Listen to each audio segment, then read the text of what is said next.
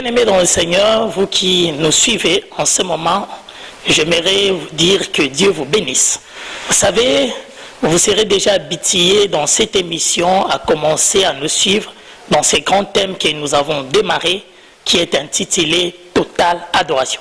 Alors pendant des moments de totale adoration, nous allons évoquer les grands points sur l'adoration, ces grands sujets que j'aime beaucoup, que vous aimiez beaucoup, parce que c'est ça la vie d'un chrétien. Dieu cherche à nous voir toujours en train de l'adorer. Alors quand vous lisez dans le livre de Genèse, chapitre 40, la Bible nous raconte l'histoire du panetier et de les chansons. Alors comme titre de cette série, elle est déjà intitulée « L'adoration de les chansons et l'adoration du panetier ». Pourquoi j'ai dit l'adoration de les chansons et l'adoration du panetier? Le problème se pose au niveau de Genèse 40.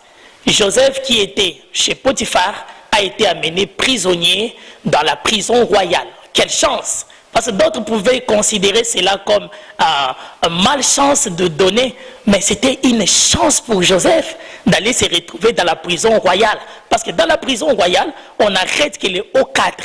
Joseph était dans la prison du roi, ensemble avec les dignitaires, le ministre, les généraux, dans les prisons où ces gens-là vont. Alors c'était une manière de favoriser aussi Joseph à côtoyer un autre rang de grandes personnes élevées. Et Joseph, dans la prison, s'est approché du panetier et des chansons. Je disais, nous sommes dans le livre de Genèse 40. Alors, comme il a eu l'opportunité, la chance de se retrouver en face des grands dignitaires du roi, Joseph s'est approché d'eux pour leur demander pourquoi vous êtes triste. Les chansons lui a dit, parce que c'est les chansons qui commencent, il lui a dit, j'ai fait un rêve. Dans ces rêves, j'ai vu un cep. Et ce cep avait 3 sarments. Et j'ai remarqué que je prenais les raisons de ces 3 sarments et je les pressais dans la coupe du roi. Et Joseph lui répond, comme tu as vu 3 sarments, cela signifie dans 3 jours, le roi va te faire sortir de la prison. Évidemment, tu vas sortir de la prison et tu vas reprendre à faire ton travail. Et quand le panetier a écouté, qu'on a interprété les songes de les chansons, le panetier aussi s'est précipité pour dire son rêve à Joseph. Moi aussi, je fais un rêve. Je portais sur ma tête 3 paniers. Le premier panier, il y avait le pain. Le deuxième panier, il y avait le pain. Mais dans le 3e panier, il y avait tout le mets succulent que le roi aime manger. Et je voyais des oiseaux venir picoter dans ce 3e panier. Et Joseph lui dit, dans 3 jours, on te fera sortir de la prison et tu seras pendu au bois. Et ce qui m'étonne, c'est que 3 jours après, c'était l'anniversaire du pharaon. Alors le panetier s'est retrouvé au bois, il a été pendu et les chansons a repris son travail. Le même jour qu'il sort de la prison, c'est le même jour où il va servir le roi à la fête de son anniversaire. Alors, essayons de parler ça autrement. C'est-à-dire, dans la vie sur la terre que nous sommes, il y a des chansons et il y a des panetiers. Notre Dieu agrée l'adoration des chansons, mais n'agrée pas l'adoration des panetiers. Panetier, c'est celui dont le premier panier qui a le pain est conservé, le deuxième est conservé, mais le 3e panier n'est pas conservé. Les oiseaux viennent picoter. C'est-à-dire quelqu'un qui adore dans la chair, qui adore dans l'âme, mais qui n'adore pas en esprit. Il laisse son esprit penser autre chose. Il laisse son esprit voir autre chose. Et quand il laisse son esprit voir autre chose, ce sont les oiseaux qui viennent picoter. Et cette adoration ne sera pas agréée. Mais les chansons a pris tous les 3 sarments. Il a pressé dans la coupe du roi. C'est qui les chansons?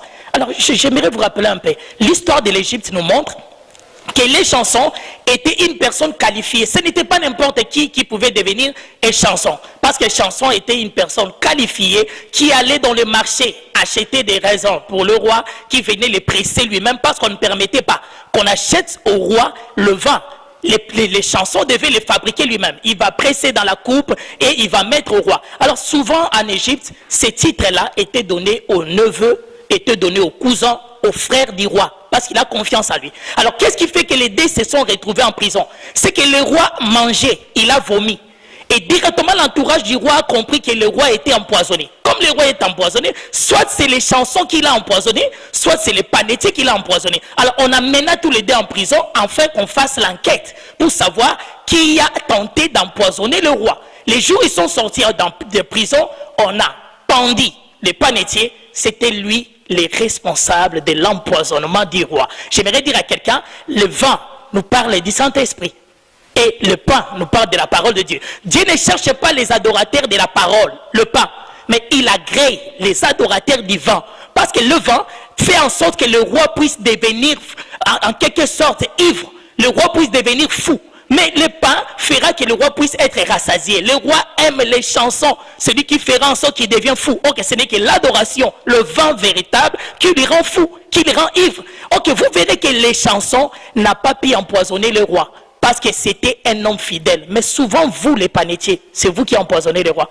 Parce que vous pensez qu'avec le verset que vous allez bombarder, avec le phrase que vous allez dire qui vient d'un bon français plus que celui du docteur, plus que celui de Socrate, de tous les savants que nous connaissons, Dieu n'agrée pas le pain, il cherche le vin. Parce que c'est le vin qui les rend ivres. Ok, les adorateurs panetiers sont des gens qui ne sont là qu'à ranger de belles phrases, de belles mots, ils sont dans des dictionnaires, dans des poésies, mais il n'y a pas l'esprit. Ok, quand Joseph a écouté les rêves, il a dit que toi les chansons tu seras libéré. C'est-à-dire toi les chansons tu seras libre. Mais les panetiers tu ne seras pas libre, tu seras tué. Parce que souvent, la plupart des gens qui empoisonnent le roi sont des panetiers. Ne sois pas panetier. Parce que tantôt dans ton adoration, il y a un poison. Tu penses qu'en lisant les Écritures, sans l'esprit, ça peut donner la vie. Dieu cherche les chansons, les gens qui sont capables de l'adorer en esprit. Vous remarquerez que les chansons a donné tous les trois, mais vous verrez que les panetiers n'en a donné que deux. Il a laissé les oiseaux venir voler. Et Joseph était clair, il lui dit, les mêmes oiseaux qui ont volé la nourriture du roi seront les mêmes oiseaux qui mangeront ton corps sur le bois. C'est-à-dire que les mêmes personnes que tu es en train d'élever, les mêmes personnes que tu es en train de donner la nourriture du roi seront les mêmes personnes qui vont te lapider. Les oiseaux ont mangé la nourriture du roi et les oiseaux ont mangé le corps du panetier. Les mêmes personnes qui nous acclament, les mêmes personnes que tu donnes la nourriture du roi, parce que le panetier a pris la nourriture du roi, il l'a donné aux oiseaux. Et les mêmes oiseaux sont venus manger son corps. Les gens que nous disons des phrases que nous devons normalement donner à Dieu, les gens que nous disons des mots normalement que nous devons dire au Seigneur, ce sont les mêmes personnes qui viendront à leur tour pour nous manger, pour nous lapider, pour nous inciter. La meilleure phrase, la meilleure nourriture, c'est l'erreur du panetier. La meilleure nourriture que le roi mangeait, il a laissé que les oiseaux puissent le manger. Quand tu donnes le phrase que tu dois dire au Seigneur, tu le donnes à ta femme, tu le donnes à ton mari, tu le donnes à ton professeur, tu le donnes à qui je ne sais pas, sache que tu es en train de donner la nourriture du roi aux oiseaux. Arrête de donner la nourriture du roi. Le Seigneur t'attend. Il t'attend que tu l'adores. Il faut que tu aies des phrases propres que tu ne diras qu'au Seigneur, pas à une autre personne. Tu dois réserver certains mots dans ta bouche que tu ne donneras qu'au Créateur. Ne laisse pas la nourriture du roi être mangée par les oiseaux. Un adorateur et chanson, c'est un adorateur qui ne s'est pas empoisonné. Parce que le poison dans le vin, le poison dans le pain, le poison dans l'adoration, c'est quoi? C'est mettre des choses qu'on n'a pas vécues soi-même. C'est dire à Dieu ce que tu n'es pas. Tu as mis le poison dans ton adoration. Là, le poison dans l'adoration, c'est quoi? Le poison dans l'adoration, c'est ajouter des péchés. Dire des choses que tu n'as pas vécues, une expérience que tu n'as pas fait. Le Seigneur attend de toi une adoration saine, sans poison. Parce que le poison, c'est dire quelque chose que tu n'as pas vécu, dont tu n'as pas l'expérience. L'adoration totale.